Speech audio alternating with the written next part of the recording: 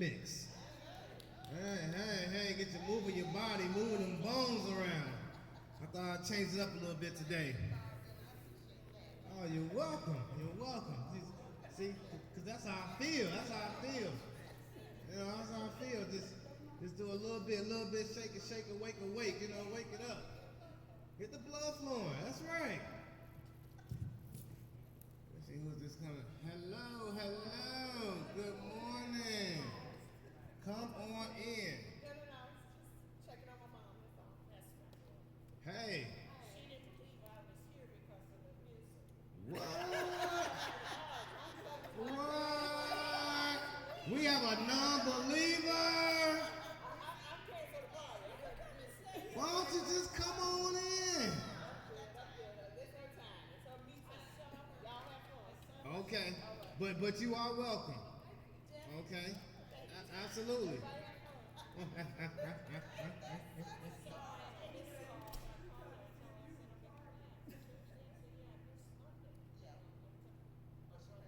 And she heard you jamming in here.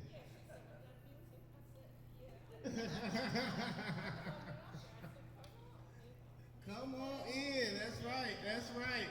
Come be a part of the class.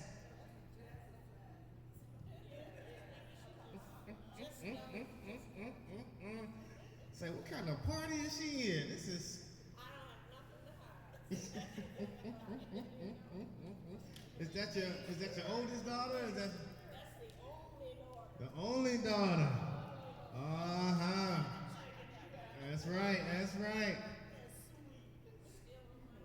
So let's start at the top where I have an important notice of hiring support. So I want to remind everybody that I'm still available outside of class. If you need my help, you need to add storage and things to your computer. It's acting slow. There's things that that we can't always handle in class. I'm available to come by and personally take care of it. No worries, and all my students have an extreme discount with me because you're my students, all right? And so let's start with the lesson titled Wrapping Up with the Basics. So just a quick reminder, I want to congratulate everyone for making it to the first half of our second session. This is officially our second class. Our first class was last fall. This is our second one. Our first one was 8 weeks. This one is 12 weeks. Now the first 6 weeks were all basic class. Monday and Tuesday were basic. So this is the last basic class. Starting next week, we're going to start our advanced training. And remember the difference between the two. The basic was when we were introducing all the new types of apps to you. You may not have even known they existed. We introduced the ChatGPT, all the swipes, how to do the wireless routing, introduced the talk to text. We introduced a lot of things, but the advanced, we're going to get much more in depth with using them, and especially more in depth with using the AI to improve your life and save you time. Because that is the purpose of technology. It is to save you time and to improve the quality of your life. If it's not doing that, that means that it's probably not being utilized in the way that it was designed. Because that's what it's for. Especially this wireless technology, right? When we don't have to be connected to something, wires get us all tangled up and we can't even function properly. And we're going to go over what wireless technology is and all those types of things. So let's start with this recap, all right? So in the last 5 weeks, what did we cover? So we covered some online safety. Does anybody remember that? We went over some phishing. Does anybody remember what phishing is? Yes, it's a type of scam. It's literally like phishing for your information. They're reaching in, hooking your info, grabbing it back out, and they basically baited you into giving them your information. You got some type of message or something like that, and then you clicked on it. And when you clicked on it, they were able to infiltrate your information. And then you see the next one is malware, right? That's malicious hardware. It's designed to simply get into your computers and to damage your computer so that it doesn't function properly anymore. And then it's not on here right now, but there's also ransomware. Does anyone remember what ransomware is? Yes, yes. It's where you have hackers in which they'll get into a company's server and they will hold that company's information hostage or their customers' information hostage. And they will hold it ransom and say, well, pay us or we're going to release all your customers' information to everyone. And for some companies, that will absolutely destroy them. Right? Went over a quick example like a dating company. Right? You have all these dating apps. You have somebody infiltrate that, and all of a sudden expose everyone who's in this dating app. You don't know these people could be married. They could have multiple people, but you start exposing everything to them. Now that dating company is over. Right? Every customer that they have, information is exposed. They can no longer be trusted. Right? All their data has been infiltrated, and that's one of those. In that type of company, you need your data to be secure. Right? You enter that type of company, and in all other types of companies, in which you expect that when you enter it, no one else has access to it that you don't want. So let's go down to next. Oh, also VPN users. Does anybody remember what a VPN is? Yes, virtual private network.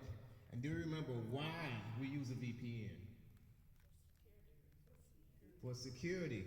And most likely when you're using security, when you're on a public Wi-Fi network. I got the library, you're at a restaurant, you're at any place. Good morning, Miss Shaw. You had the one for yesterday? Yeah, I did. Oh, okay. Thank you. Good morning. And another way to avoid using public Wi-Fi, remember we can use our phones, the hotspot, that's right. We can take our own personal internet and push it through to our tablets, our laptops, our smartwatches, our glasses, because remember they have glasses now. The internet is in your glasses. Yes. It's an experience. When you walk around and literally it's talking to you. You got words going across the screen in one eye, and in the other eye, it can change how everything looks. It's telling you what this building is. It's giving you directions. In the other eye, it's something to get used to. Because these glasses have 3D and augmented reality. Virtual reality and augmented reality. Does everybody remember the difference between the two? Virtual reality and augmented reality.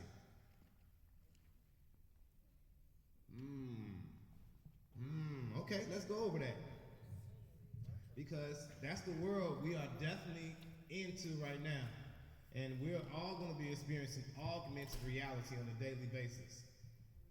Because we're already experiencing virtual reality. So here's the difference. Virtual reality is when you're putting on a device and what you're seeing in your eyes is not a real world. It's a world that is digitized. It's been designed for you to interact with. That's virtual reality. Any type of video game in which you can be immersed into, or any type of digital world that's been created that you can immerse with and you can interact with, that's a virtual reality. Now, augmented reality is when they're taking the real world and they're taking digital objects and putting them into the real world that you can interact with. So a good example that you're probably going to interact with is, for example, like Amazon. When you go into Amazon and you're shopping for items. Let's say you're shopping for a table. You can click on that table and then it gives you the option to put the table in your room. Has anybody experienced that? That is augmented reality. That table doesn't actually exist right in your room. But when you're looking through your phone screen will size that table. It's going to evaluate the size of your room, and then it's going to size that table so that when you're looking at it through your phone, you have a good idea on how that table is going to look in your room, even though you haven't purchased it. That's augmented reality. So you're put into it. Hmm? Because they do that with glasses.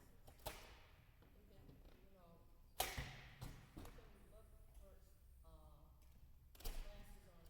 Mm-hmm. and you can take those glasses and put them on your face. Yes. And how you, so you are put into them. No, this augmented reality is you're not put into it. Virtual reality is when you're put into the world. That's a virtual world. Augmented reality is when you're still looking at the real world, but digital objects that don't exist are now put into the real world that you can interact with through a device. So another example is, have you heard of this game called Pokemon? They have this game Pokemon Go, in which you can take this game and you turn it on and you're still looking at the real world, but all of a sudden you're looking at the gym and all these little animals are all over the place. And I could take this little Pokeball and throw it and go start catching it. So in the game, when I'm looking at my game screen, I'm looking at the basketball hoop. I see little animals hanging off the basketball hoop. I can run over there and say, okay, okay, call him, bring him back. Now he's in my phone. I can interact with him and play with him and grow him, and now he's my best friend and feed him little candies and everything. And then I could go catch another one, and then have them battle each other, and then all types of stuff. And then it's like this whole world that's been placed on top of our real world. And then you'll see them hopping in the garbage can. They're doing all types of stuff. And then you turn your phone off, now they're gone. But that's the augmented, is when they're putting virtual things into our real world. And another thing that can happen, that if you have a Google Pixel, they have on your camera, on video, you can take little animals. So if you take a video of this table, you can literally press a button and they'll put like a little puppy on the table, and they'll go roof, roof, roof. And you can put a little cat, a little teddy bear, they'll walk around and interact, and you can change it up. You can put little elves on there, anything that you want. You can just be a kid again. A hologram is something different. So a hologram, you can kind of think of a hologram as augmented reality. But the difference is a hologram is basically a projection of light that you're seeing. Augmented reality is when you're taking a virtual object and putting it into the real world that you can interact with a digital device. So it's augmenting your reality. That a hologram is, you can think of when you see a projector and it's looking at it and it's showing it on a projector screen, that's actually a hologram. It's just on the screen. When you see the same hologram but it's projected, in which you can see it in a 3D version, that's all a hologram is. It's a 3D version of a projector.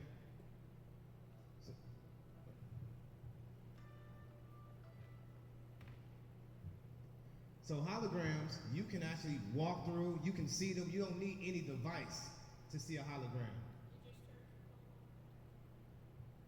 Well, I silenced it. So you should have that option. There's options to, when somebody calls you, you can turn it over, it'll silence it, or you can wave in front of it. Sometimes it'll silence it, or you press a button or tap. There's all types of ways to silence your phone. All these options, they got tons of options. And options on top of options, and then sub options, and then you'll be going through options all day. Yes, yes, yes. But that's the difference in those things.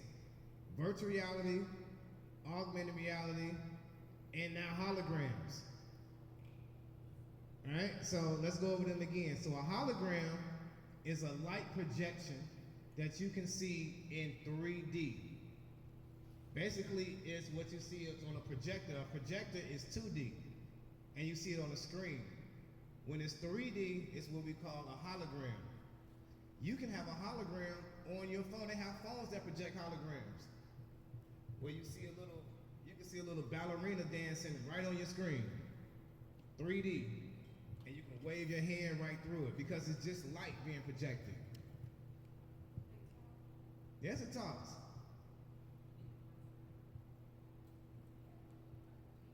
Yes. It'll move their mouth, it talks, and then the words are just coming through your speakers. The cutest little things. The cutest little things. It's almost like you can make your own movie, you can have your own interaction, and can't wait now. You know what they're working on?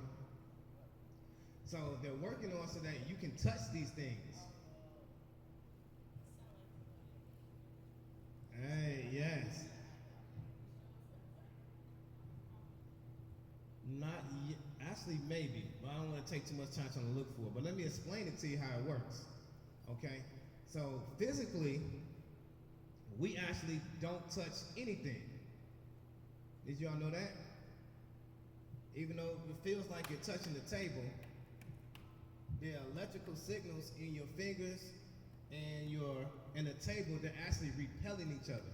So you're actually not touching the table. And they can replicate that so that when they create these objects, all you need is the feeling of something pushing against you. And it feels like you're touching it, even if it's not real. And that's the technology. As long as you can feel it. And our phones do that now. They have this thing called haptic feedback. Has anybody heard of haptic feedback? Haptic feedback is it's where your device interacts with you in a way in which you feel what's happening is real. So they actually have these vests now. They got these vests that you feel the video game. So you put this chest thing going, and then somebody, let's say somebody comes and pushes you from the side. This thing that you have on, you feel a push from over here. And if you're getting shot up, you go boom, boom, boom, boom, boom, boom, boom, boom, boom. And if it's music, you can hear the music vibrate throughout your body. You don't have to put headphones on anymore. Because how sound actually works is vibrations going through the bones in your ears. That's what sound is. And so now they have the devices in which you wear them, and it's sending the vibrations through the bones in your head so that you can hear the sound, but no one else around you hears the sound. It's the craziest thing. You can literally sit and watch a whole movie, no headphones on, and it's very loud to you. And you can experience the boom and the boom and things pushing you. And the person next to you look at you crazy like, what's going on with you? That's right. That's right. And that's what's called wearable tech. You can wear your technology now, which you can feel what's happening in what you're watching. And so now, I was talking about like these Pokemon. So you put on the gloves, you put on the shoes, you put on the body things, and because it can press against you, right? So now, if there's a little animal on the table, the thing can give me a feedback, even though there's nothing here, but digitally, I'm looking at an animal. So then when I press right here, it's giving me a feedback to push my arm back. So now it feels like I'm touching something. And the technology is only going to get better and better and better. So that now it feels like you can now feel like you're touching fur, even though nothing is there. It's very, very interesting. Dangerous, yes. Because they released this technology because this technology was actually banned before. You hear the technology now where they replicate all celebrities' voices, you can get a celebrity to say anything. That technology was banned for a very long time. Should have stayed banned, yes.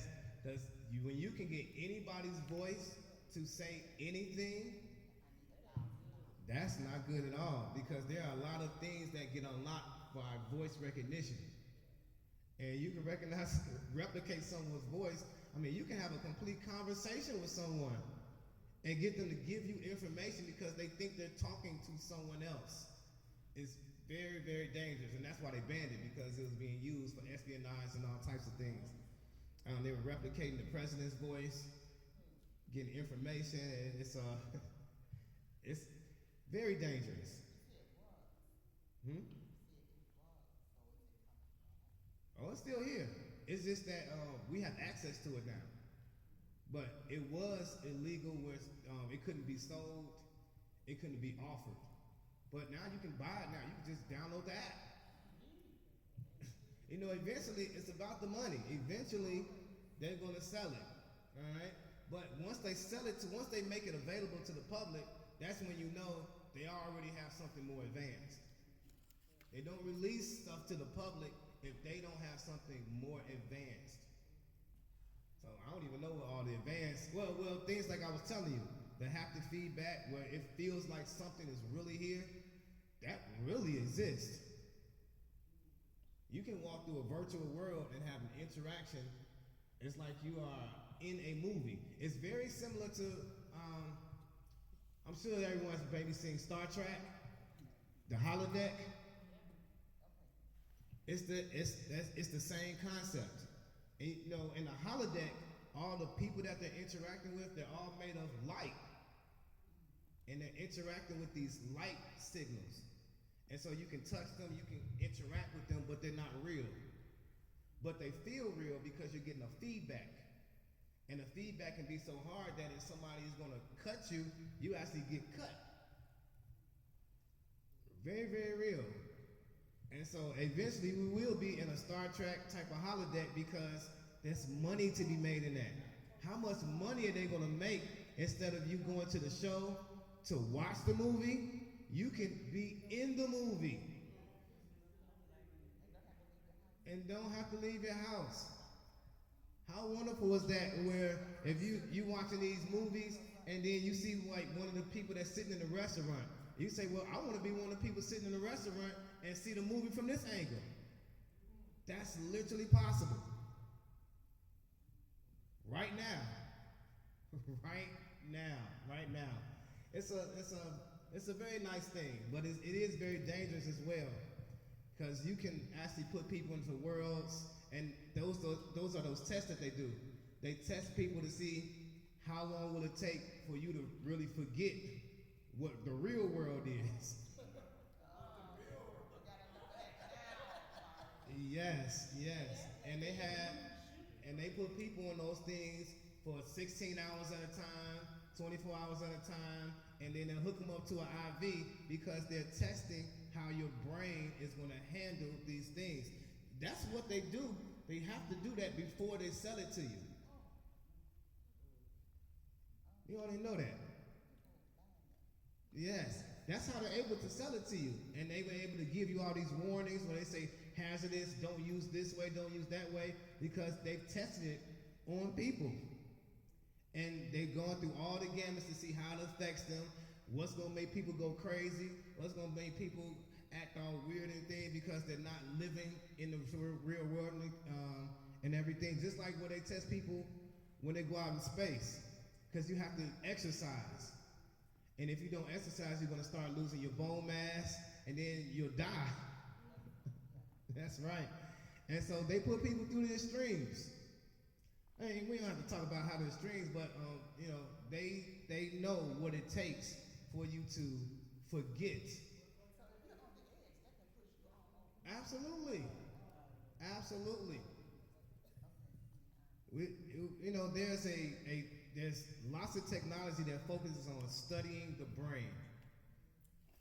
Pretty much everything that we buy, that company studied, they did brain research because they're targeting the pleasure center in your brain. That pleasure center, it works off of not having something, and that's the biggest thing is I don't have it and I want it. Now that I have it, how do I get more of it? Yes. And then when they give it to you, they pull it back so that you can have a need for it. Yes, they know how to create what's called an addiction. That's the magic word. You can be addicted to anything. It's all about how your brain is receiving the emotional attachment. And everything that you buy has an emotional attachment to it. That's how things are sold to you. That's right. Most things you don't buy because of the thing itself. You buy it because there is an emotional thing that they presented to you first.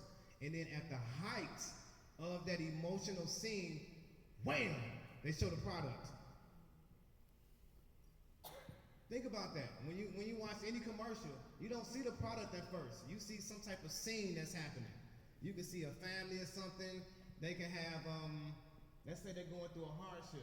And all of a sudden someone comes up with a great idea. You know what? I think we should just go to the movies today. And all of a sudden they pull out a bottle of Sprite. Oh man, let's go to the show. Then everybody's happy again. Your brain is saying, everybody's happy. But they're happy with a Sprite bottle. Okay. Your brain automatically starts relating happiness with Sprite. There's a word for that, because they use it in the movies. When you're watching a movie in a movie theater, there's a little thing that comes up. You're not really aware of that. So Yes. Subliminal messages. That's right. That's right. And so now you start associating when you go see it, when you see the Sprite label, it creates a happiness in you. Now it's like, yeah. Every time I see that label, people seem to be happy. And then you'll pay whatever the price is. Because it's like, I will pay for happiness. This thing equals happiness to my brain. That is how we are sold with things. It starts with an emotional scene, and at the height of the emotion, a product is shown. Whatever the product is. It could be going for a massage. It could be going to Great America. It could be a football game. Whatever it is. But at the height, they're going to show that thing. And when they show that thing, you're going to see smiles. You're going to see people happy. You're going to see an enjoyment happening at that moment, so that the association is made. Happiness and this thing goes together. So next time you see that thing, your brain can say, I'm happy to see that. What does that cost? Should I buy it or not? Then your brain says, if I don't buy it, I'm not going to be as happy. So you will pay for happiness. And all of that was found out through technology. They sit down and they have these computers. They have AI tracking your results on how you respond to different things. And now they know how to sell you on different things because of how you respond, and you don't know that you're being manipulated. they don't care whether it's good or bad. That's right. Nothing else is money, because you got cigarettes. That's right, because A label on there can cause cancer, and they still don't. yes. And they design computers off of our brain. So how the computers work are like how our brain works. Our brains don't care if something is good or bad. It's all about what it receives, and that information grows, whatever that information is. So that's how we're sold on these things. But let's get back to, because we still didn't get off the first page. We're learning. That's right. And so going down to the next thing, we did apps. We went over cloud storage, QR codes. Does everybody have a week 6? Would you mind coming up and getting one? How are you today? You look lovely.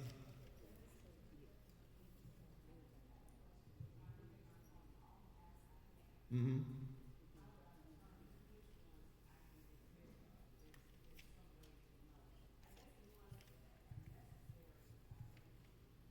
Okay, so let's talk about knowing which apps to get rid of when you're trying to create some storage on your phone, right?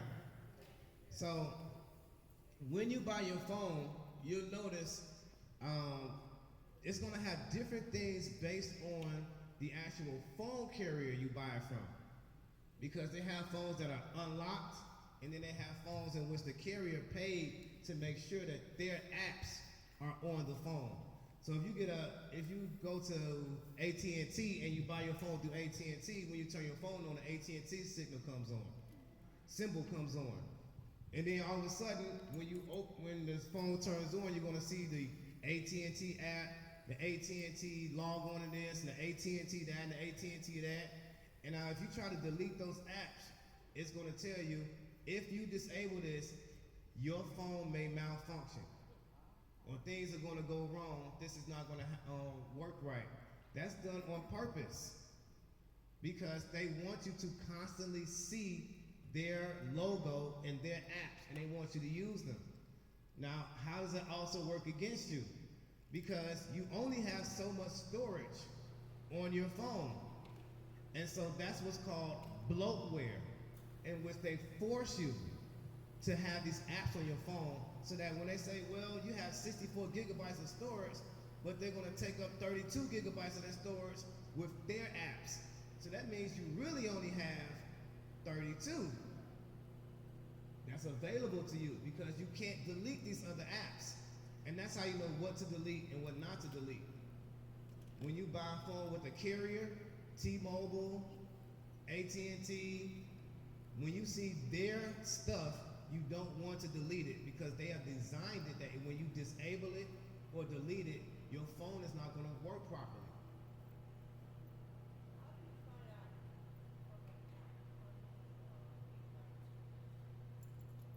Oh, so the app, you're talking about for RAM, right? So you go into your memory, then in your settings, and you're going to have a memory and storage. And it gives you the option to see what is taking up all of your storage. And they'll tell you, this app is taking up 3-something gigabytes, and this app takes up 1 gigabyte. So you can start deciding, this app needs to go, this app I can keep, this app 5 gigabytes, I ain't used this in 3 months. It's time to delete it. That storage is very, very important, because remember what we talked about yesterday, your phone would not work without enough storage. And your phone is going to freeze and work very, very slow if it doesn't have enough RAM. Now, do we remember the difference between RAM and ROM? These are the key features that make your phone work and not work. Storage and memory. So remember that RAM stands for Random Access Memory. And RAM you can think of as your short-term memory. And ROM, R-O-M, stands for read-only memory. And you can think of that as your long-term memory. These are the things that make your phone function. If you don't have enough of it, it will not work. This RAM is read only? Yes, ROM is read-only memory. And RAM, RAM, is random access memory. And how they function, they're based off of how our brain works. So our long-term memory and our short-term memory are both, they're both used, or they're utilized by the same brain, right? So it's the same thing with memory. They're the same memory is they split it. Some of it is used for your RAM, and some of it is used for your ROM.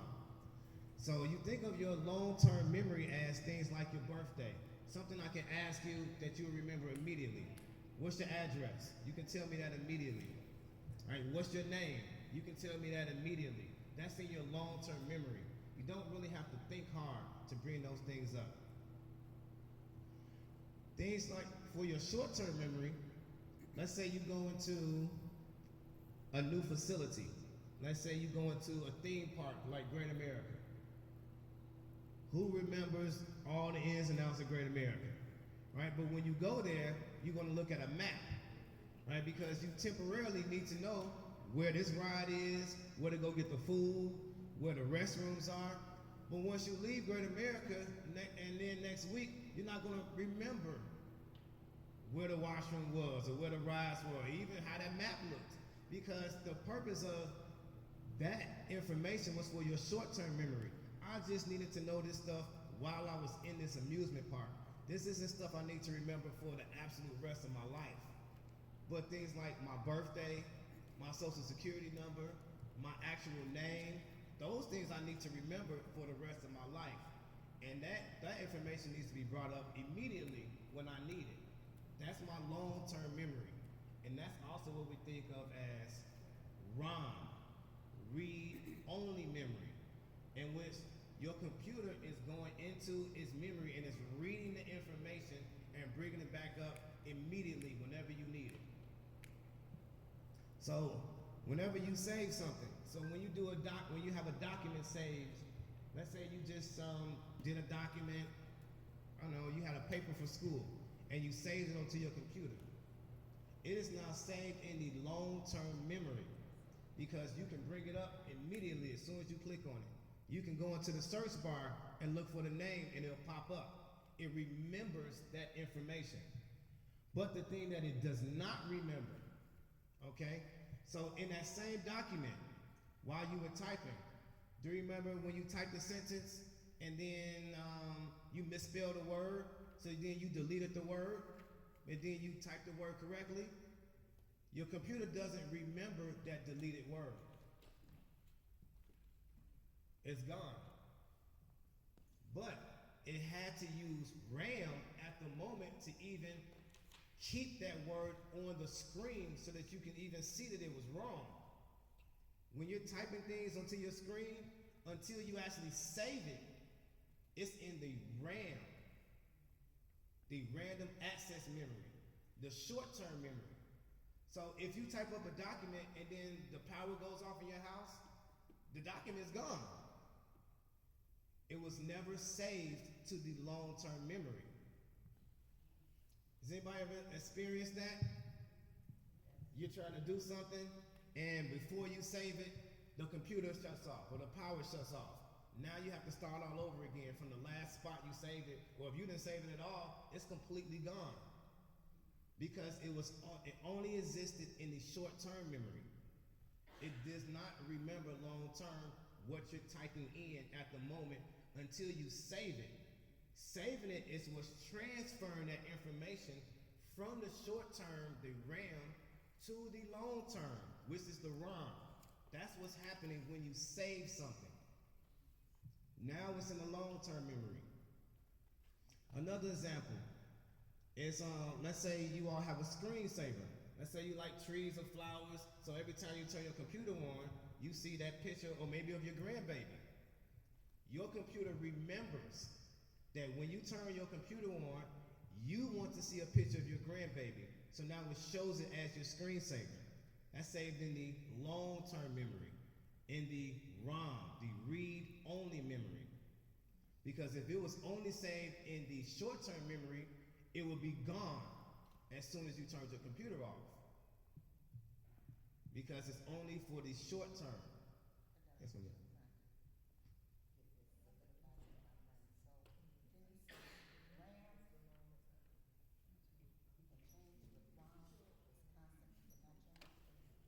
Well, you can change both of them. You can change your RAM and you can change your ROM. So ROM, read-only memory, long-term, it's your long-term memory. So let's say you created a document, a Word document, and it was this, you were creating recipes. So you save that document, and let's say you want to go back and you want to add a new recipe to that Word document. You have now changed that document.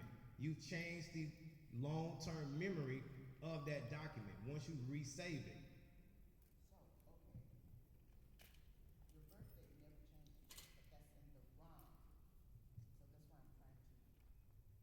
Now, for computer purposes, you can change your birthday, but you would not, because that's something that you want to keep as a permanent thing.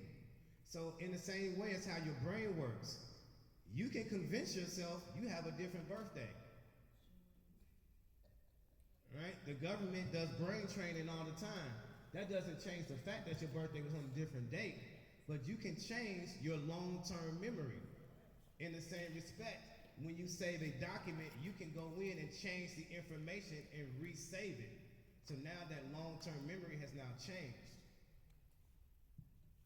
So in the way that you change something in RAM, before you save something, let's say you're typing out a sentence, and now you decide that sentence was the wrong sentence. It doesn't fit the theme of the paper anymore.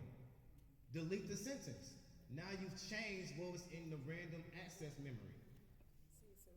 And until it's saved, it's not in the storage.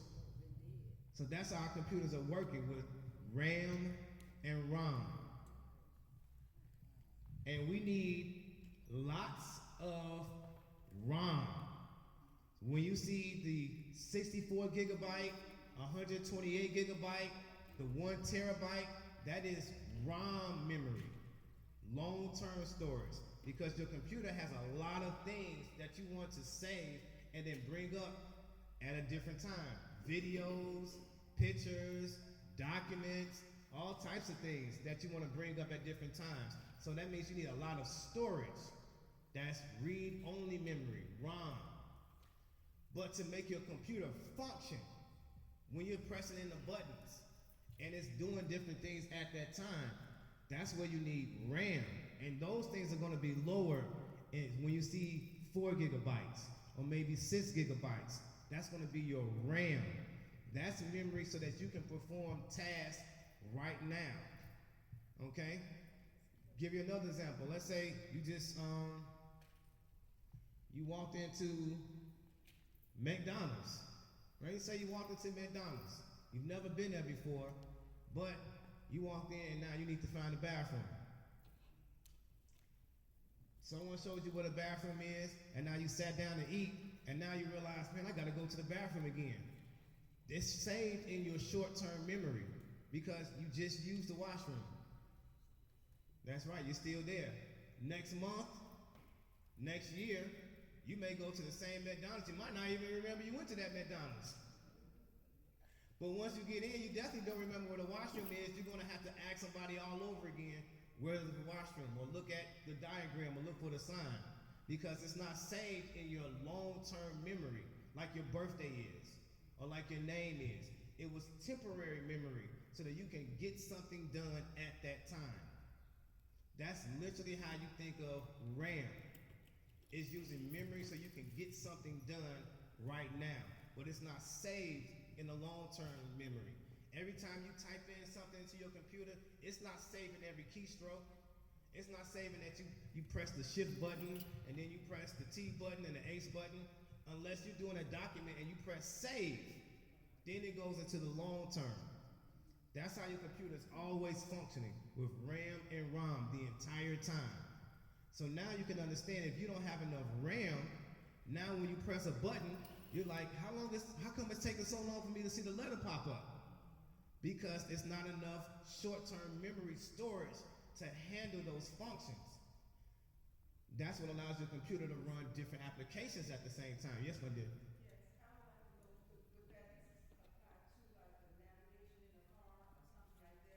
Yes.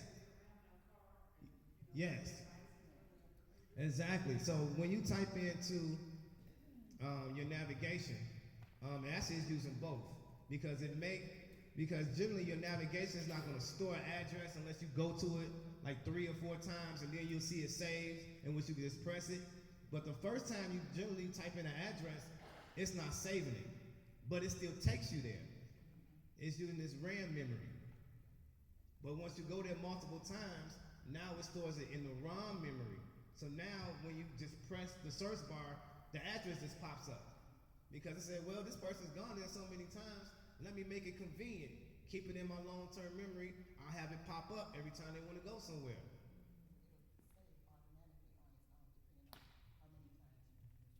Yeah, and that's in the options, right? You can have it not stored at all. You can have it not store any addresses. So, very good question. Absolutely. And that's how you think of how your computer works, so that when you're purchasing your computer, you can think of how you use your computer. Do I use my computer to play a lot of games? Do I use my computer for a lot of videos? How am I using it? Do I have tons of pictures of my grandbabies? Do I have lots of videos? Do I have big projects? Do I use big programs like Photoshop or these big apps? If I do, I need to look for a computer that has a lot of storage, a lot of RAM. So instead of 64 gigabytes, well, I need to look for 512 gigabytes. I need to look for 1 terabyte of storage so that it can actually hold all of the information that I wanted to retrieve. Because now, once your computer runs out of storage, you need to start purchasing external storage.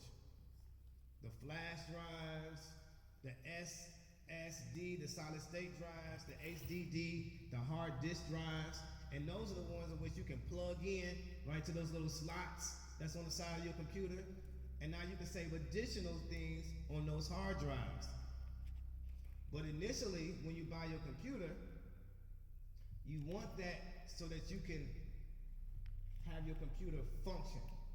But once your computer fills up with storage, and if you are not able to add more storage in yourself, or you're not somebody like me that knows how to open up your computer and add more in, you just want to just buy an external storage, plug it in, and now you can save everything on that device.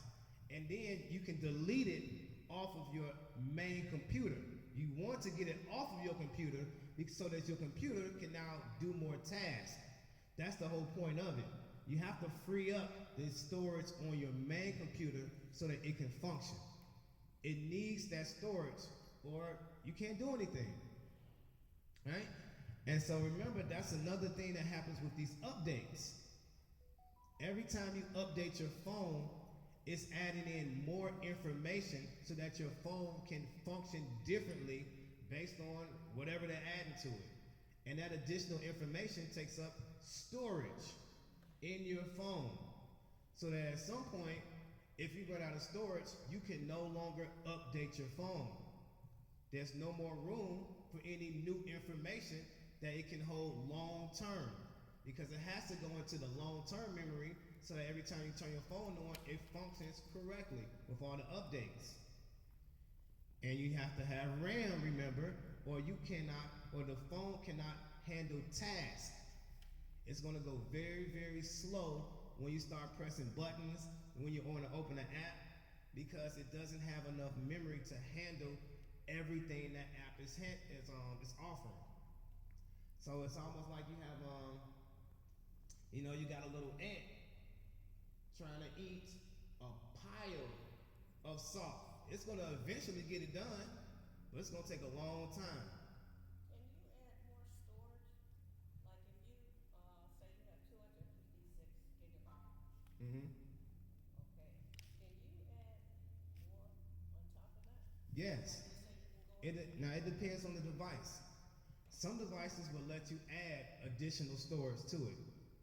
So there's the little slot where your SIM card goes in. Some phones allow you to put in a little SD chip that has additional storage. That's what I have in my phone. I have an additional 512 gigabytes on top of that, so I can save all my pictures and all my everything. And when I'm recording, I can save all the video to the SD card and keep using my phone. Because if I didn't, my phone would just What not I'm work. asking is, okay, if your phone is at 512 gigabytes now, Mm-hmm. you can buy an external storage that can boost it up higher? Oh yes, I could buy an external storage and plug it in right in the bottom, and then I can take all the pictures off of here, saving them to that external storage. Oh, you're storing it that way, okay. But there's also a little chip I can put into the phone. That's also it's technically external storage. It's just you're able to slide it into the little stop. It's an SD card. But your phone, okay, if you're at 512 gigabytes, Mm-hmm. your phone can only handle that, Maybe it's all about how they designed it. okay? So- Because I'm saying, can you put something on top of that?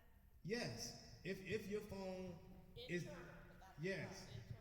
Internal. Internal. So the way you do it internal is where that little SIM card chip is.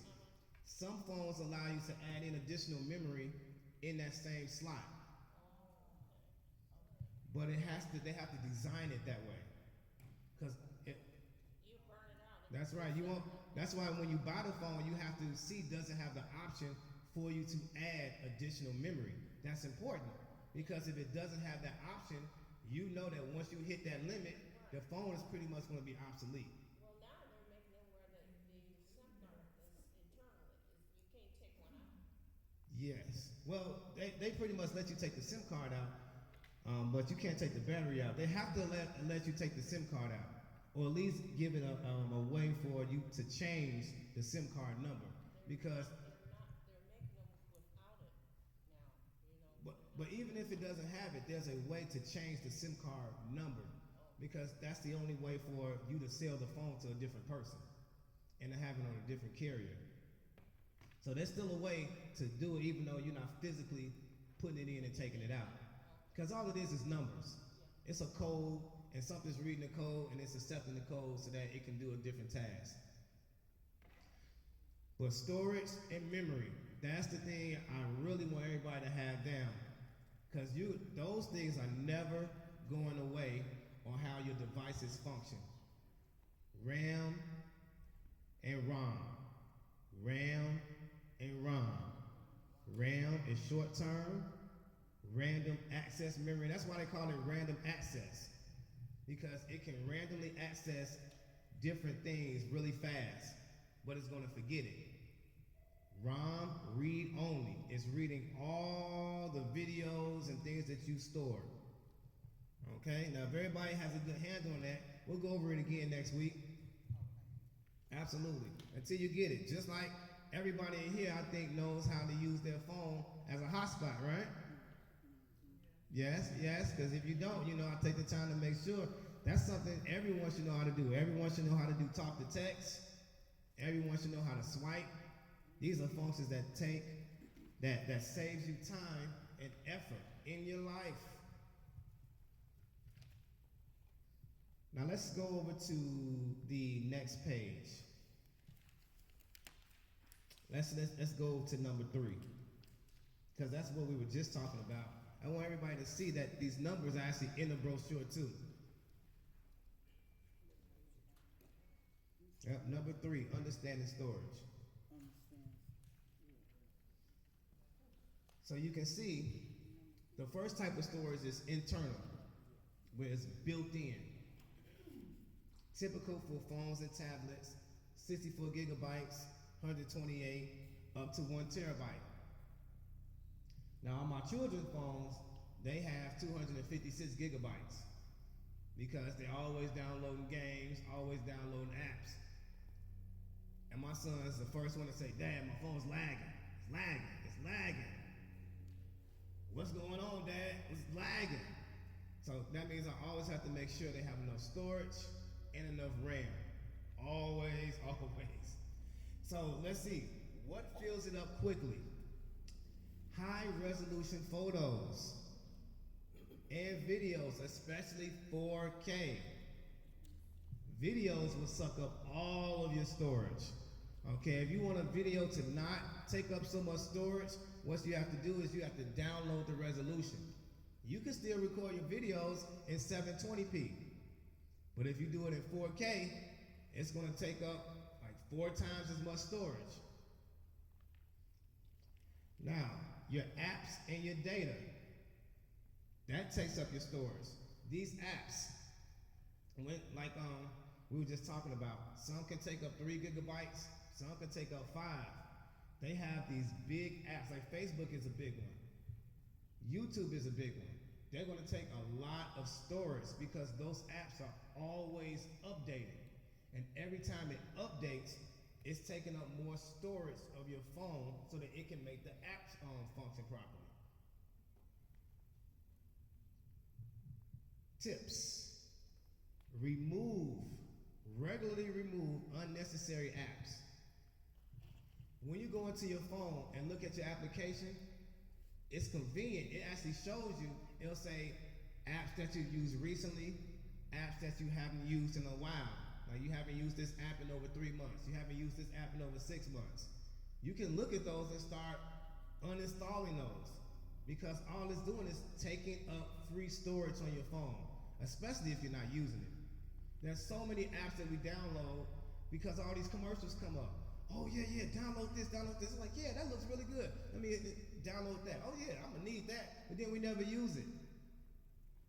Go through your memory and storage, and it would tell you all the apps that were recently used, all the apps you haven't used in like 3 months, 6 months, over a year. They're just sitting around taking up storage. Because what you want to do is personal maintenance on your own phone. It's literally what you use every day. You want to make sure that it's clean, it's tidy, that it's up to par, up to date, just like if it's your house. That's right.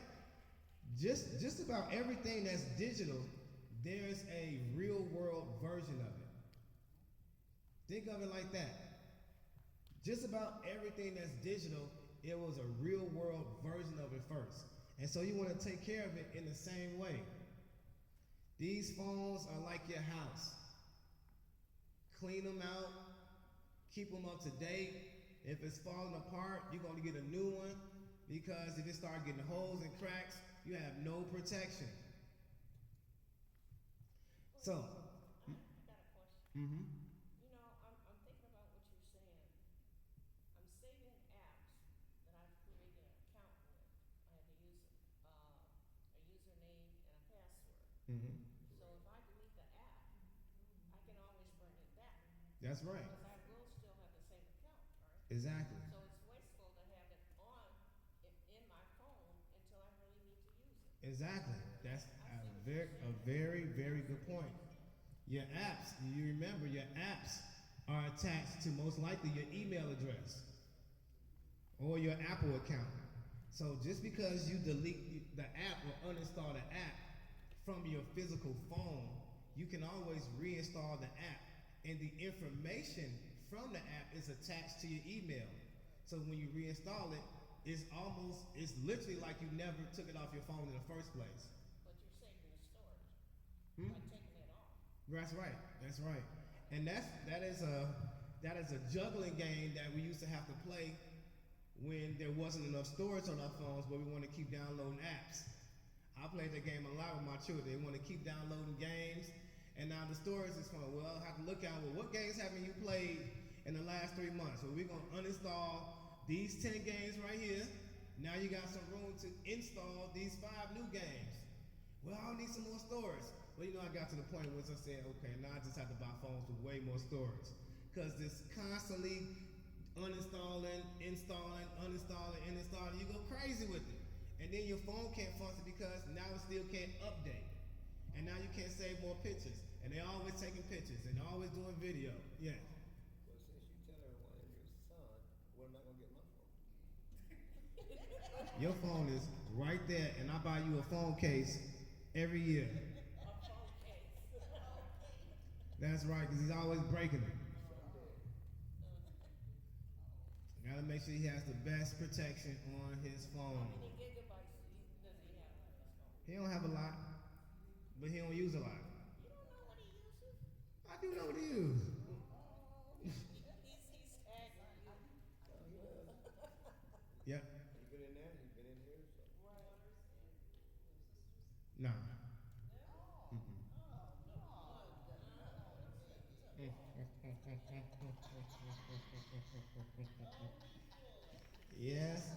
Yes. And then we go down just a little bit. Let's go down. Yes, buddy.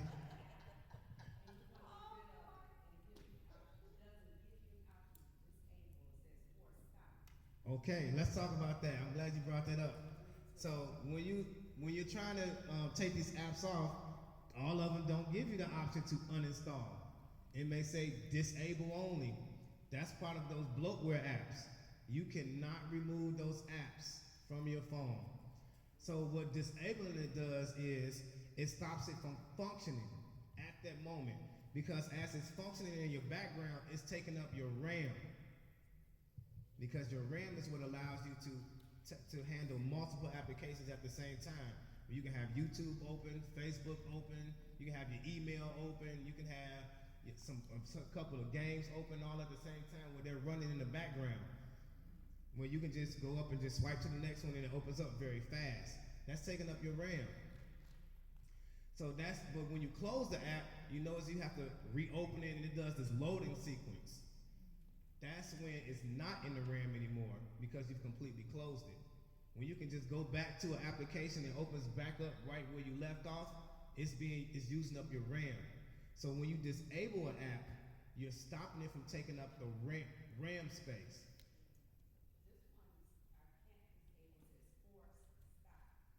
Don't force stop it. When you force stop it, it's going to mess up something in your phone. Because the company put it on there. That's right. That's right. So that's what you don't want to do. Once you do that force stop and the disable, it stops your phone from functioning. That is part of what we call planned obsolescence. All right, they design these phones so that they will break on you and it will not last forever regardless of what you do. Remember we talked about the battery yesterday? The battery is designed now so that you have to buy a new phone. It was very convenient before in which if your battery was dying, it had like 3 or 4 different batteries that always kept charged. I just swapped the battery out real fast and the battery was dying. Didn't even have to really charge the phone. But the things with the batteries are, they become very dangerous because the batteries swell once you overcharge them. They get hot, that's right. And you're moving electrons from the negative side to the positive side. So when you keep the battery plugged in, you're forcing the electrons to stay on the positive side, and that's swelling up the battery. Once you swell up the battery, that makes the phone get very hot. Once it gets very hot, now the battery degrades. And now you notice when you try to plug your phone in, it's like it doesn't really charge as fast, and it doesn't hold charge as long. That's your battery degrading. Eventually, it won't hold a charge at all, and you are forced to get a new phone. But it would be so much easier if I could just take that battery out and just swap it for a new battery. But because they've designed them now, you have to buy another $1,000 phone because the battery is no longer up to par. Very deceptive, but it makes them a lot of money. A lot of money. Yes, my dear.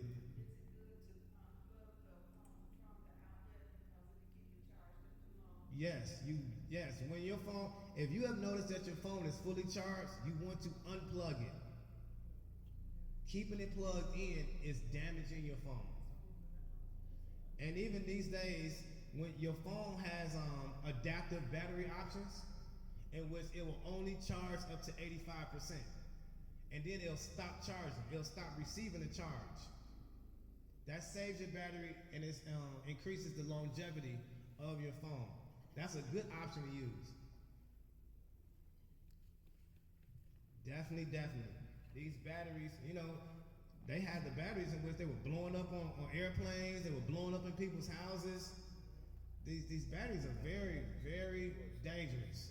Okay? And you don't want them to get hot. Have you ever experienced your phone? It'll get too hot and it'll shut down the apps. It'll even cut the phone off because your phone will explode. And also, your phone will melt. Did you know that?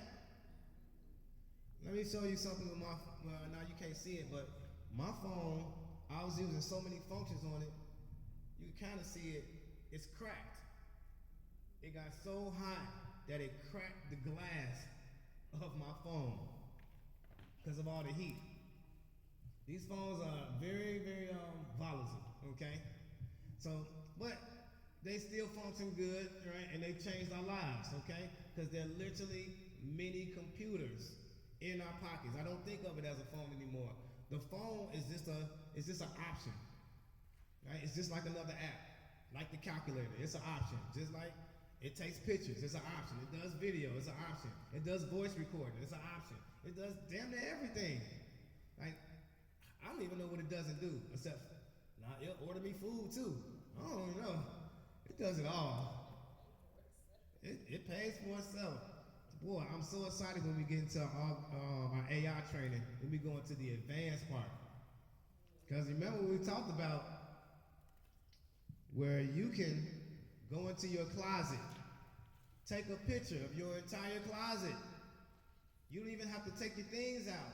It'll analyze your clothes. It'll analyze the fabric. It looks at the colors. And it'll tell you an estimate of what all your clothes are worth.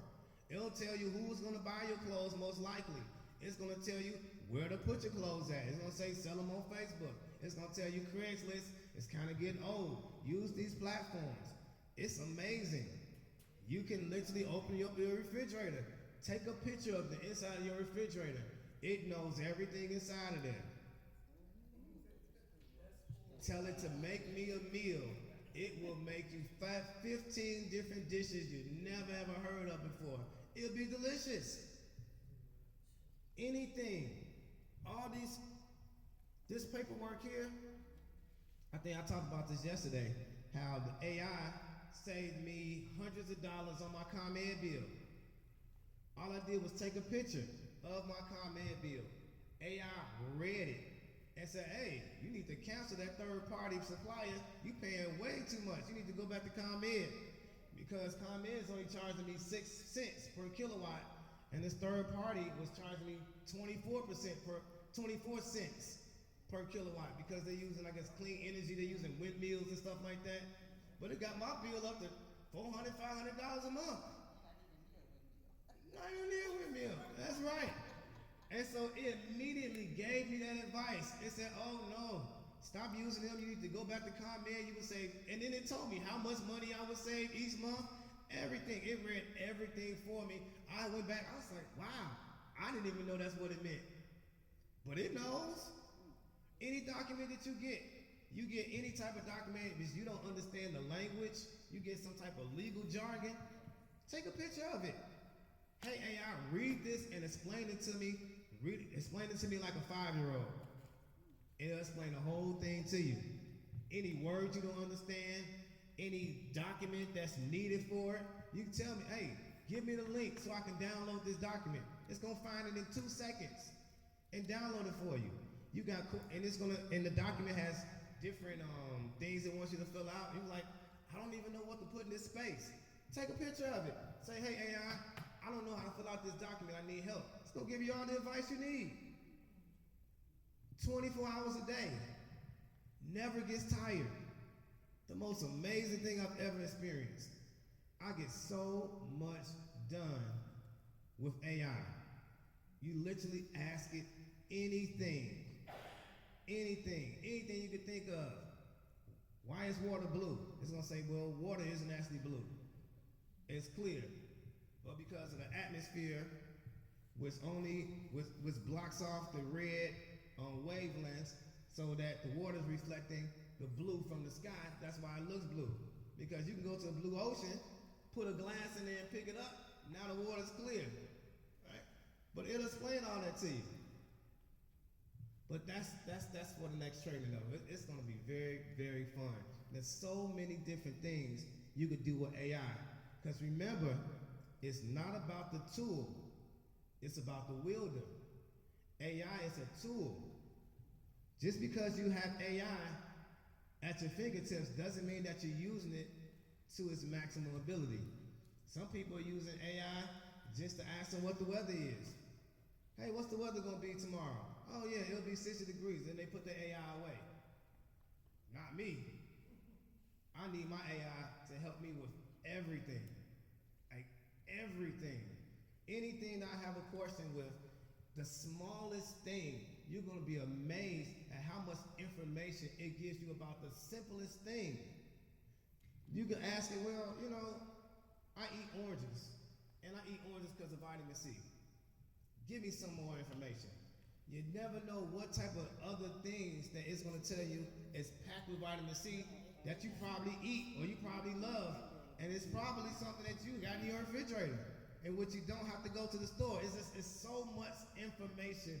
It's scary. Where do they get the information from? This is how it gets information. These AIs are called LLMs, large language models. And so it's receiving this information from us. Every time we use it and we talk to it, It is taking that information and it's weighing it against information that it's getting from everybody else. So it does these tests on answers. So they go through and they ask the AI thousands of questions. And they ask it again over and over and over again. And the version that gets the answer right 4 out of 4 times is what they use. And they discard all the other versions. And they keep doing it over and over again. Once this version gets all the questions right 4 out of 4 times, they keep that version and then discard the other ones. And so over time, it keeps getting better and better and better, in which you're gonna generally always get the answer that you would expect. And now they come up with different versions. They have a version that's specific for reasoning. They have a version that's specific for just simple tasks. So let's say I just want to make a chart. Let's say that I want to do a garage sale. And I got tons of stuff in my garage. I can literally just take my phone, take a picture of everything in my garage, and tell AI, hey, tell me everything in there and create me an ad. This thing will list every single item. It'll take the actual picture of your thing and put it on a flyer and make you the most beautiful flyer you've ever seen. And you can tell it, I don't like that, make me another one. It's gonna make you another one right away. You say, well, I like yellow. It's gonna use yellow. You say, well, add blue. It's gonna use blue. And it's gonna ask you questions. Well, do you want me to make the letters pop? Do you want me to make it look different so that seniors can read it more easily? Would you like me to add different pictures and different designs to it? And you just press a button and it does it. That's what we're going to be doing next week. We're going to be making flyers. We're going to be making ads in real time. It seems like that's putting a lot of people out of work. It is. Absolutely. Are you paying for this service that they're doing? For mine, I pay $200 a month. That's what I'm saying, because I mean, that, what you're saying, what AI is doing, that seems costly, you know? Yes. You better Well, be using it every month. I do. Well, I pay the maximum because I don't want to run out of usage. So when you do the free version, you have a limit on how many questions you can ask each day in a certain amount of time. So you didn't do these, What do you mean? you didn't do these. Oh, I definitely did them, but AI helped. They put it together. It actually helped. So what I did was I take my ideas and I give it to the AI because it needs to know what I want to present to you all. But I allow it to organize it for me. It's going to take all the information that I want. So And it, that's like your secretary. You can- exactly, it's like my secretary. Yes, yes. And so then I go through the lesson and I look at it and I say, it's missing this. So I go back to the AI, hey, I need you to give more information about this. It's missing this. My students need more information about how this ecosystem works. You're missing information on the gigabytes. Oh no, you missed that too. Add all of that in. So now it adds it in, but I don't have to physically type it in. How much time did it save me? Every single time. And then I take the same thing. I take my lessons. And I say, hey AI, take my lesson and compare it to other people's lessons all across the internet because I don't want to miss anything for my students. Tell me everything I'm missing. And then it gives me a bunch of suggestions of what other people, what something I may be missing because I don't know it all. I could be tired when I was making the lesson, but that thing don't get tired. And it'll always tell me. It'll always tell me. Anything that you have, it can be improved by AI. Anything that you're doing, ask it, what am I missing? How can I make it better? How can I make more money doing this thing? How can I decrease my stress? You go through this thing, let's say you have a bunch of things to do today. You tell it, you say, hey, AI, I like to sleep 8 hours a day. I eat 3 meals. It takes me about 45 minutes to eat a meal. I use the washroom about this many times a day, and I like to sit down and watch these shows. but I also have to get this done, this done, this done, is this done. Make me a plan. And it will plan your entire day with all the information you gave it so that it'll fill in those slots. So it'll tell you, oh, okay, so it'll give you something like this. So let's say I plan my day and something that I have to do is upstairs and it's by the bathroom. Let's say I have a trash can by the bathroom. It's gonna tell me, hey, next time you go to the bathroom, make sure you take a garbage bag up there with you, change the garbage bag, and then when you go back downstairs, take it with you. It's gonna give you all those suggestions. It's like, damn, that makes sense. Why wouldn't I just take the bag upstairs with me while I'm doing it, and then when I come out the bathroom, just take the other bag right back down? I don't even have to make a separate trip. It's gonna give you all of those suggestions so that it saves you time throughout your day. That is the purpose of technology. It's supposed to ease the stress of your life. Why buy it? You're paying money for it. That's right. That's why you get a bigger TV. It eases the stress of your eyes. So you're like, what is going on? That's why we get Bluetooth earplugs, right? So that we can leave our phone over here and we don't have to take it around with us and try to keep it in our pocket and everything. It's supposed to ease our lives. You can keep, but you don't want to keep the Bluetooth in all day. All day, right? Because it's still pumping radiation out. It's just a lower form of radiation. And remember, the safest way to use your phone is speakerphone. Speakerphone, okay? But if you're in public, Bluetooth is a very good substitute. But if you got to put it to your ear, I mean, you got to do it, but just try not to hold it there too long. It is pumping radiation. And remember, the radiation is coming directly from the cell phone towers. It has to come from the cell phone towers, go through your head into the phone and back. Everything that you say to the phone when you're having a conversation, it gets translated into digital things and gets sent through your head right to the cell towers. And then when the person is talking back, it comes right back. So it's a back and forth. And that back and forth degrades the cells in your brain. Okay, and that is what we call cancer. Whenever you have cells in your body that no longer function just like the cells that's around it. So if you have, like if your liver, right, and then all of a sudden your liver cells stop functioning like a liver. If that happens too much, that cancer spreads, now you literally don't have a liver anymore, it's something different.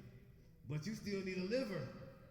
That's why cancer kills you, because it turns your organs into something different. And now you don't have that organ anymore. And now, You know, I've been speaking on the speakerphone for quite a while, but I'll get you that. you have to let people know that they're on speaker. You do. And, Because you don't want them saying information that right, no, some, out of they just blurt out everything. well, yeah, they don't like to be on speaker. Yeah, some people don't like being on speaker. That's right. And what were you asking back here?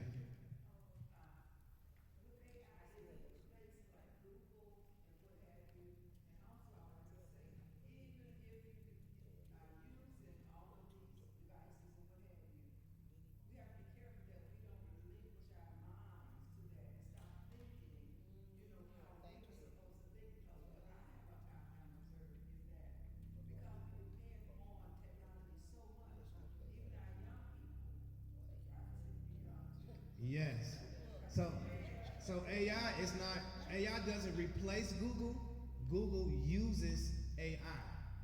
And yes, the technology does get to a point in which, like my children, they don't even know how the world functions without having a phone 24 hours. I said, we didn't have those types of phones. We didn't have the internet. We actually read books. We went to the library. I had to do book reports in the library. You still do that? Yes. And I often talk about this movie named WALL-E. It's like with this little robot, but in the movie, the technology is so advanced is that everyone seems to be like fat slobs. the little robots, they come up, they feed you, they suck out the poop out your back, they suck out all your urine. When you want to go anywhere, you're like in this hoverboard type of chair, and it just zoom. You don't do anything yourself, but you're this big slob thing, and you're just kind of just sitting in this chair. And the little robots do everything. They like lift your arm for you. They brush your teeth. They do everything, and you're literally just this thing. It should make you think, because that's literally where technology can take human beings. All right, and a lot of people are doing that now. So you have these people now, right, where they do these online video games. And how do you do online video games? Because you can't pause them, but you want to keep playing. But you have bodily functions. But you can't go to the bathroom, because if you go to the bathroom, what'll happen is you have to put your controller down, and if your player stops playing, you'll get deleted, or they'll suspend you from the gaming thing, because now you're messing up everybody else's game who's not going to the bathroom. And so you have grown people wearing diapers. Yes.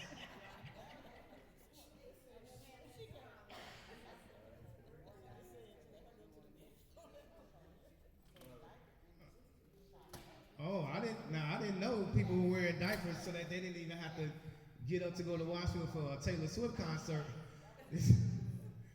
Yeah. I use that chat thing. Mm-hmm. I ask questions and I send them to my clients. So they'll know why you're supposed to do this at a certain time. Yes, you can use that. That's a great way to use it. Well, you can give your clients a very good, simple explanation on why they should take this suggestion of mine. I am the expert. I can send you a wonderful explanation every single time based on the way that you don't understand it. Because people ask different questions in different ways. And you can take the exact way they asked the question and put it into AI, and it understands that they asked it this way. And so they're looking for the answer to be in this way and not that way. Because some people need an explanation. Some people can get it from a simple one or two. We're not talking to you. Okay, thank you, appreciate it. Now, some people can get the information in a few words, but based on how you ask a question, that lets the AI know how it needs to answer you.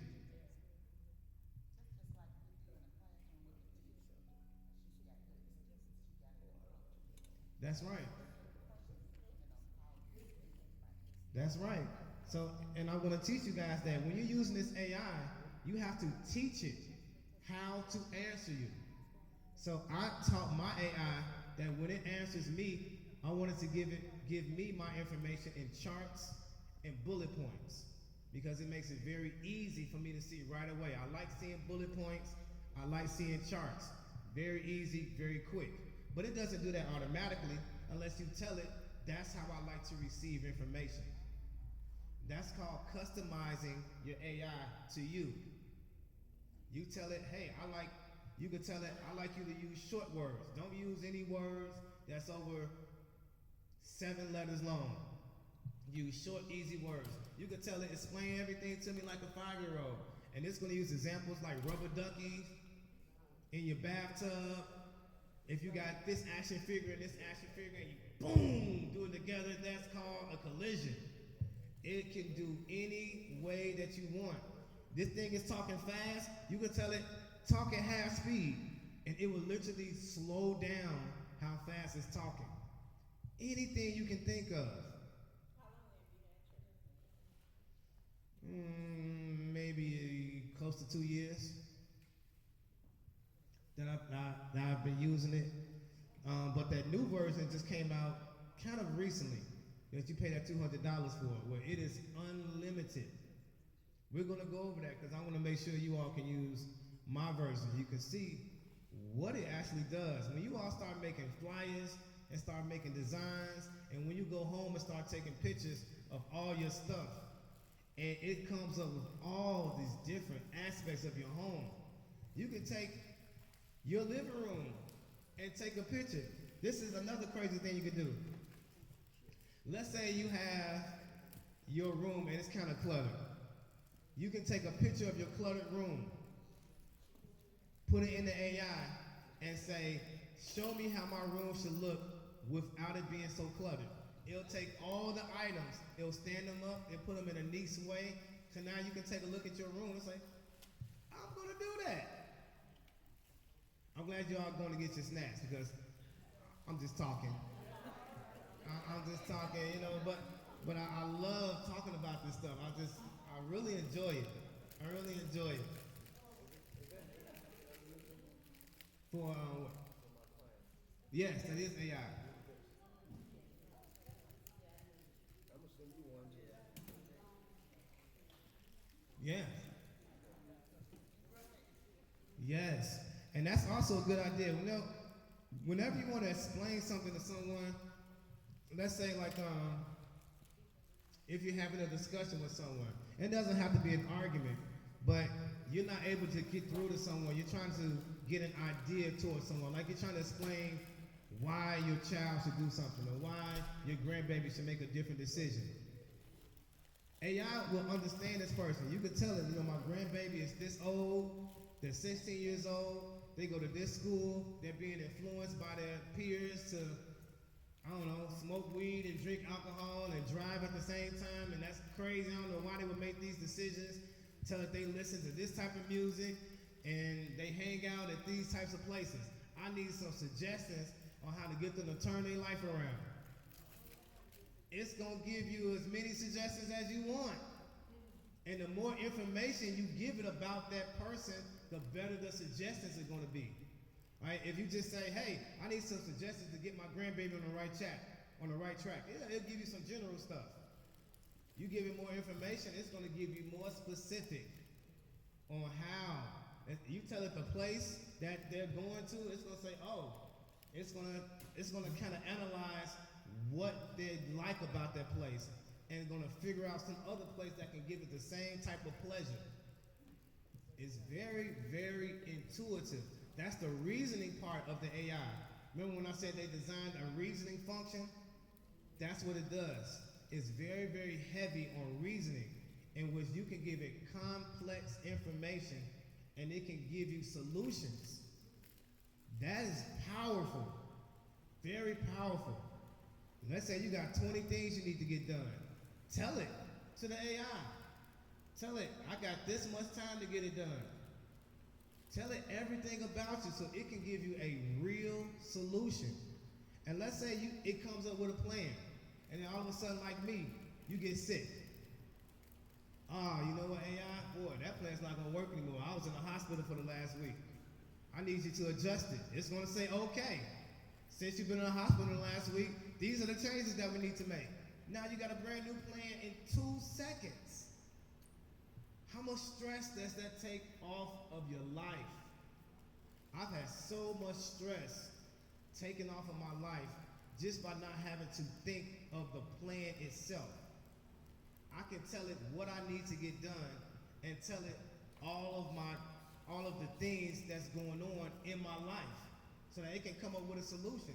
Trying to think of those things, and all of a sudden now your phone rings, now one of your children, your grandbaby is telling you they need this, all of a sudden this happens, that happens, all these distractions. This thing doesn't get distracted. Like who was that said they had it write a paper the other day? Like you can have this thing write a paper for you and then go back to watching TV. How is that working in the real world? You gotta,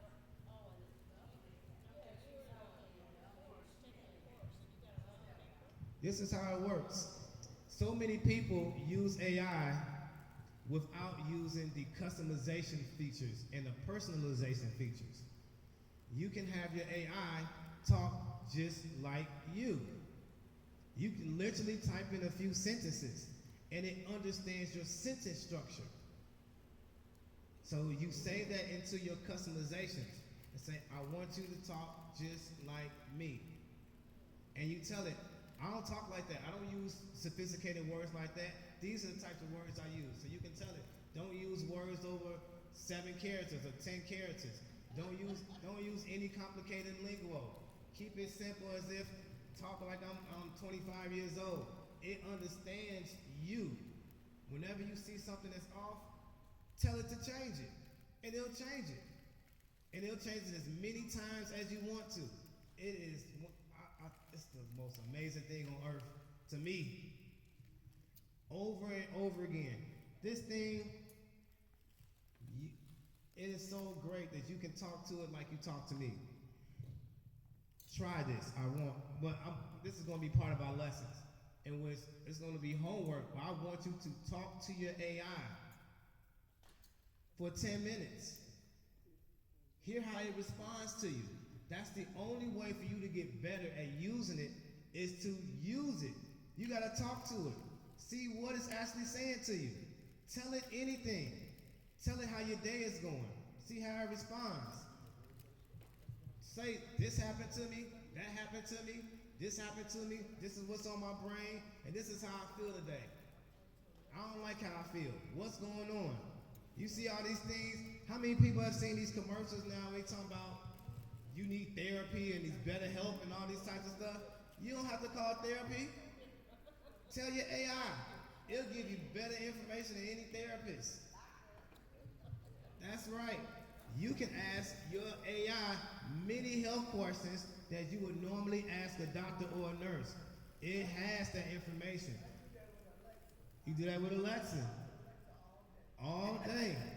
Any medications that you're taking, they may prescribe you medication. You're looking at this word talking about amlodipine. Like, what the heck is this?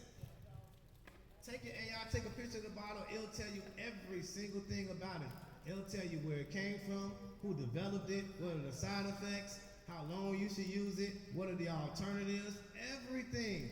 It'll tell you if there's something that's natural that can do the same exact thing, right? Just like you don't have to take Advil, you can take turmeric. Turmeric is natural. It does the same thing as ibuprofen. And anything else that you're taking, that's a medication. You say, hey, I'm taking this, I'm taking this, I'm taking this. Is there anything that's available that's natural that gets me the same results? What is it? Find it, tell me the store to get it from, and I'm going.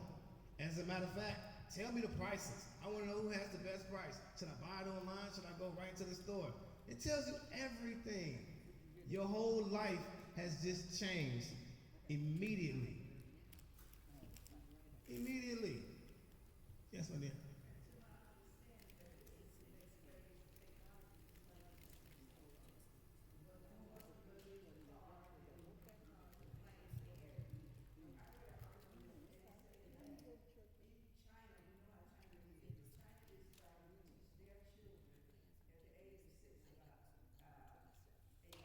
Yes.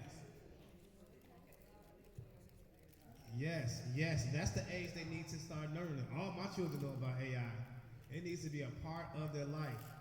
And one of the next steps, which they're already doing, they put the chip in your brain.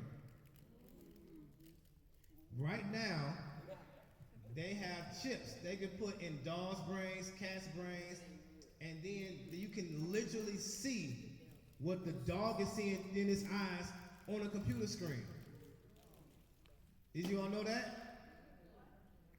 You can put the computer chip in your dog's brain or pretty much any animal, and you can see what that animal is seeing, but you can see it on a computer screen. So you can send your dog, send it on a journey, tell it to go retrieve something in the backyard. You can sit in your room and watch on a TV screen what your dog is seeing as it's going to retrieve something. That's frightening. Now, what else are you going to be able to do with that? Now you're going to be able to communicate with your animal.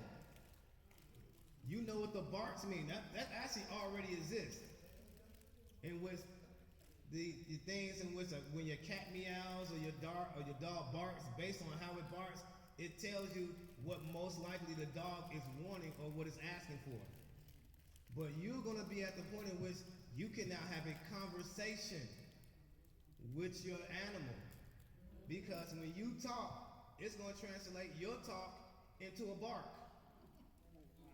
And now your dog understands barks because that's what it grew up on with its parents. It understands different barks. They understand English. For the most part, they don't actually understand English. They understand the sounds that we're making that we consider English.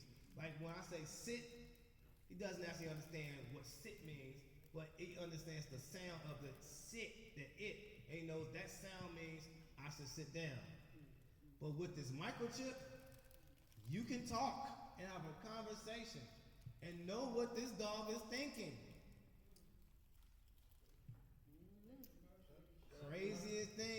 Craziest thing. And now when you think about that also, when you have the chip in your brain, and they're doing this for disabled people now, right? You put the chip in them and now they can control limbs, right? They can control mechanical hands with just thinking about it. You're gonna be able to replace pretty much anything on you, and you'll be able to use it as if it was your natural limb because it's attached to your brain. Bionic man. What does it also mean now? You can download information directly to your brain. It's already happening. You don't have to sit and read a book. It can just be downloaded. Crazy. Yes.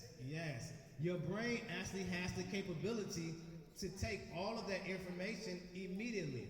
It's just that the way that we receive it, we're sitting here reading it word by word.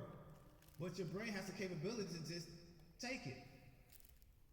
Computers are designed off of how our brains are designed. So with that, we'll be able to get on the internet without even touching anything. All you have to do is think about the internet and think about what web page you want to go on. That is where the technology already exists, and that's where it's going. It already is being used for disabled people, in which you can think about what you want typed on your computer screen. You can think the paper, and it types the paper for you. You don't have to press any keys at all.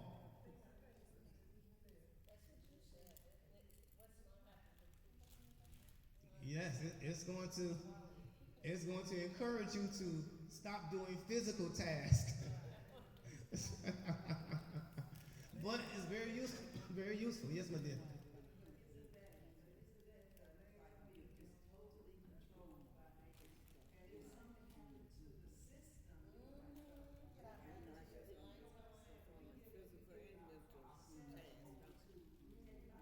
Yes.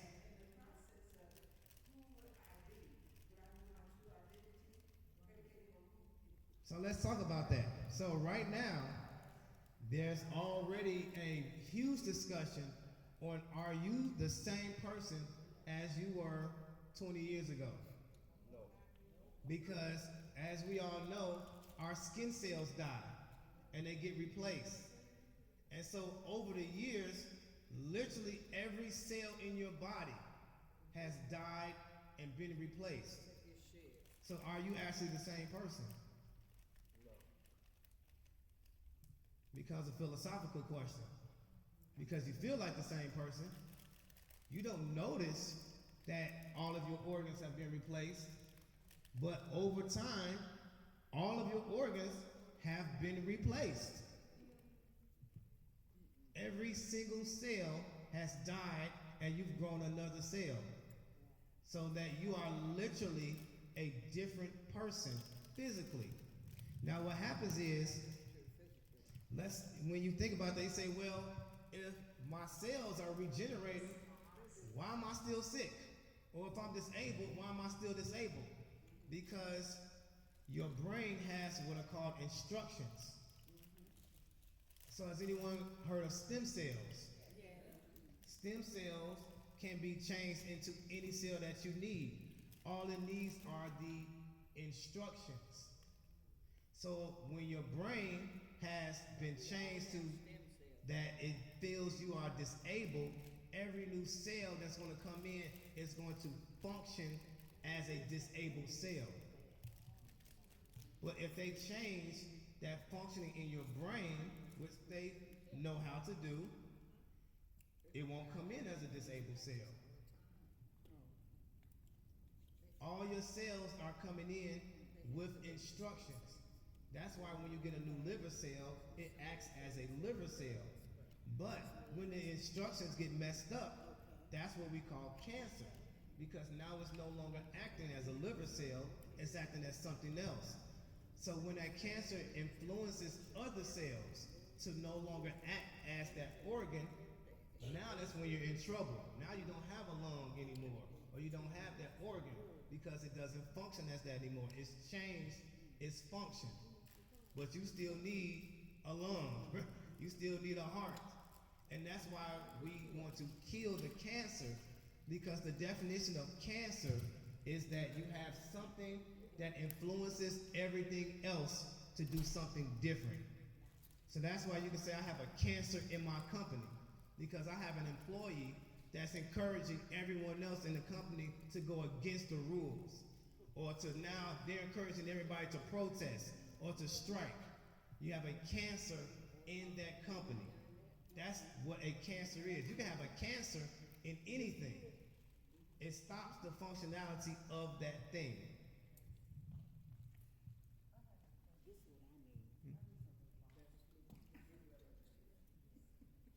Mm-hmm.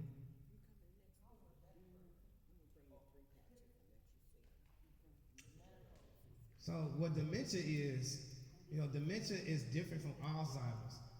Alzheimer's can cause dementia, but dementia doesn't cause Alzheimer's.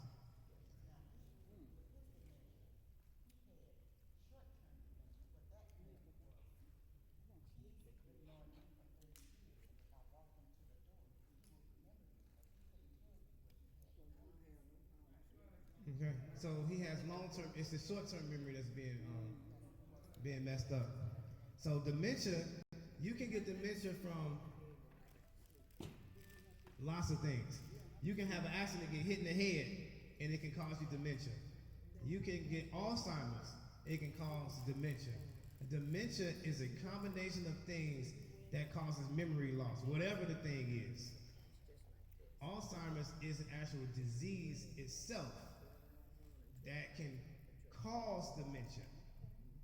But dementia itself is not a disease. It's a combination of things, or even one thing that happens to you that causes, that's right, it can be physical. Oh yeah, oh yes. And AI can fully explain, that's right. That's right. AI can explain the whole thing to you.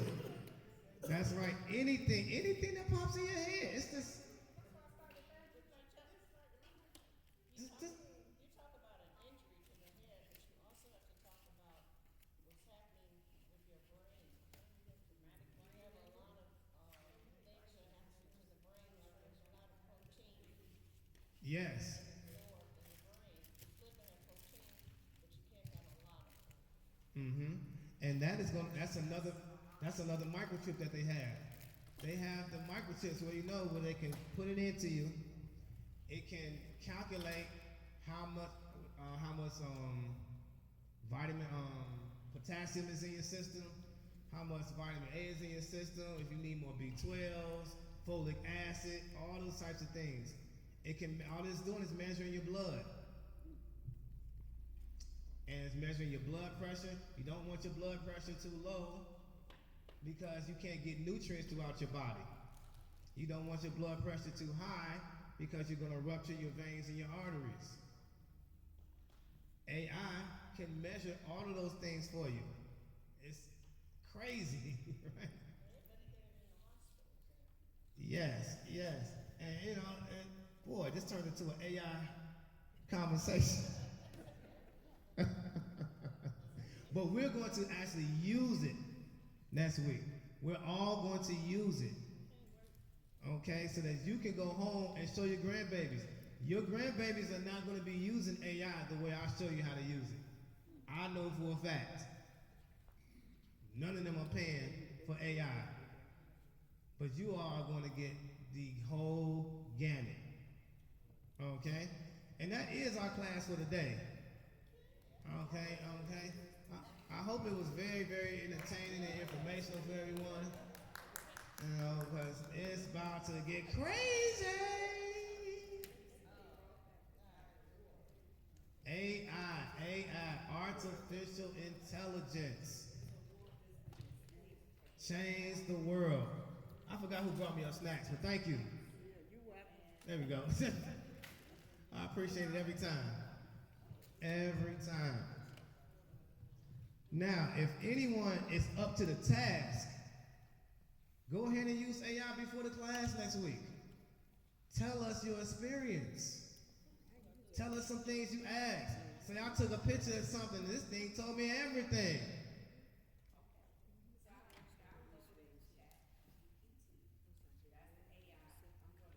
Yes. Use the chat. It's like hundreds of versions now. You know, whenever you come out with something, all the companies want to come out with their own version. We got one, we got one, we got one, we got one. They're going to try to sell it to you before you get to the main version. That's right. That's right. Right now, ChatGPT is the top version. And, you know, they may have something that's better, slightly better, but it is good enough that it's the top version for the vast majority of everyone on Earth. And it's definitely the one I use.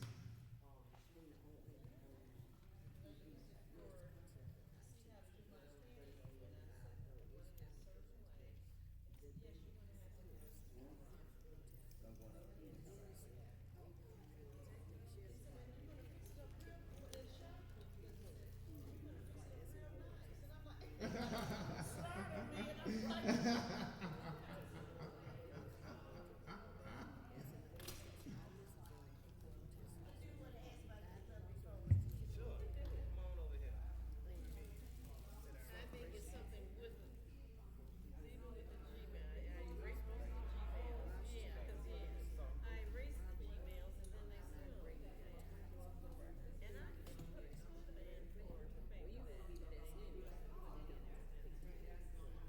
Maybe they did because the other one was saying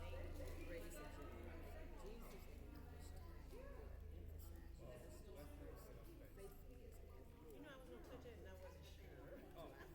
When you put on space, it's going to tell you what's taken up 15 gigabytes. So go into more detail.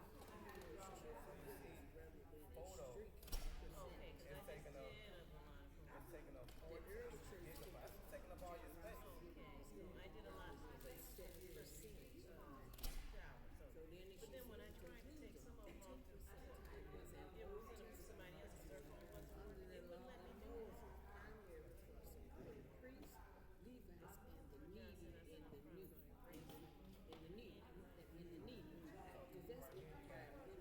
Large photo will be 7 gigabytes. And see,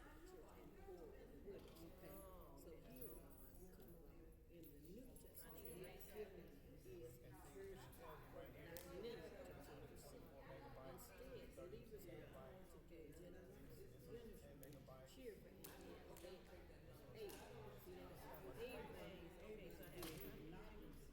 I have.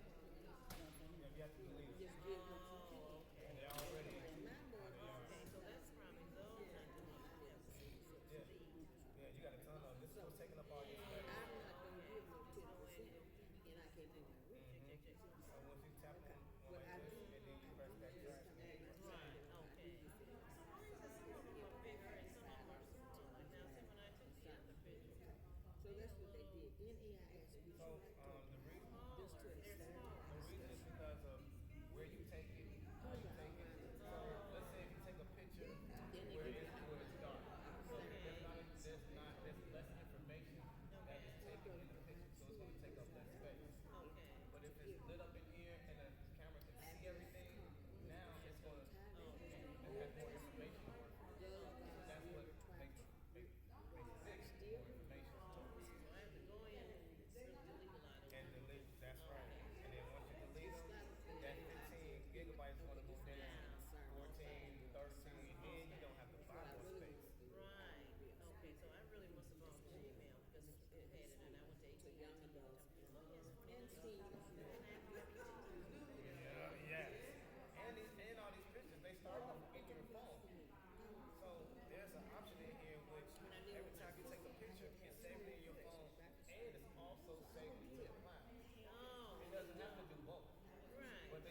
make it automatic.